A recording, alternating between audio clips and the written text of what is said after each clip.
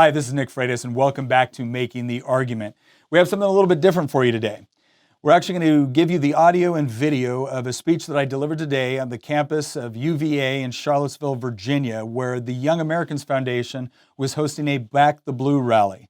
Now, they did a lot of preparation and got a little bit of pushback from some of their fellow students as well as the administration, but they persevered and held the event, and I was very honored to attend.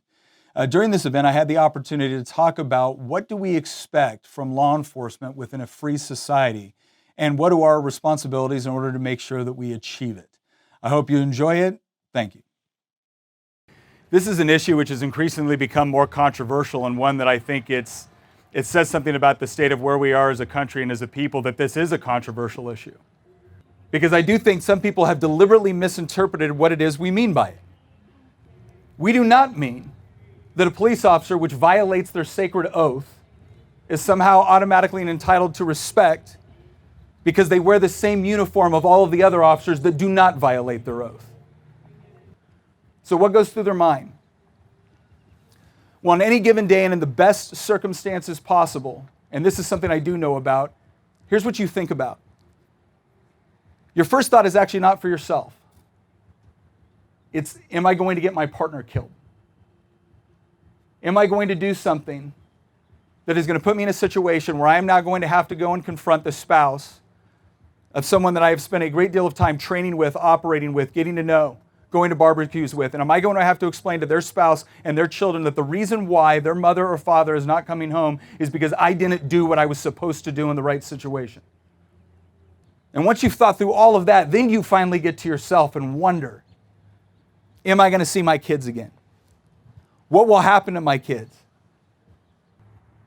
What happens if I show up and I have to use violent or deadly force in order to protect other people?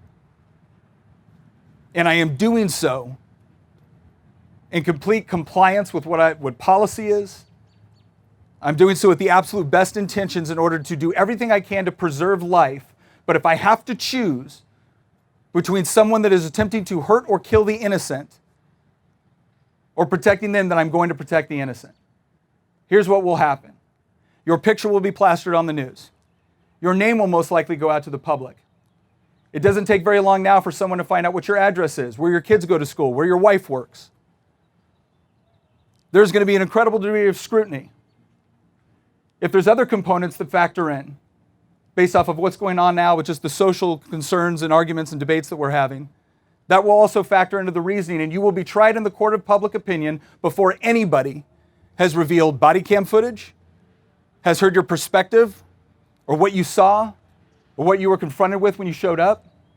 All of that will already be decided by a number of people that have no idea what it is like to ever be called into one of those situations. What sort of police officer do we want in that situation as a free society? Because I want the one that's going to show up and defend the innocent.